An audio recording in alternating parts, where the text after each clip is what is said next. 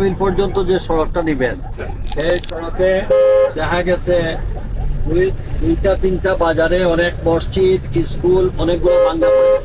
তো আমরা এই বাজারটাকে ফ্লাইওভার দিয়ে নিয়ে গেলে এই ভাঙ্গা ভাঙ্গি মসজিদ স্কুল মার্কেট এগুলা অ্যাভয়েড করা যায়, তাইলে আমরা ওই অন্যান্য ডিস্টার্বেন্স থেকে বেঁচে গেলাম।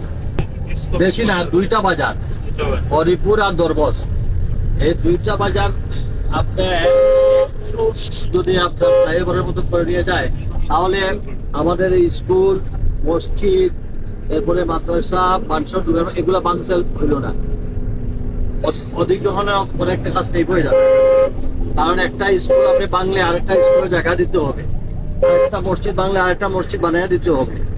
এইগুলো তো সরকারের অনেক টাকা এখানে, সেইটা অ্যাভয়েড করা যায়। এই টাকাটা ওদিকে না করে এদিকে যদি খরচ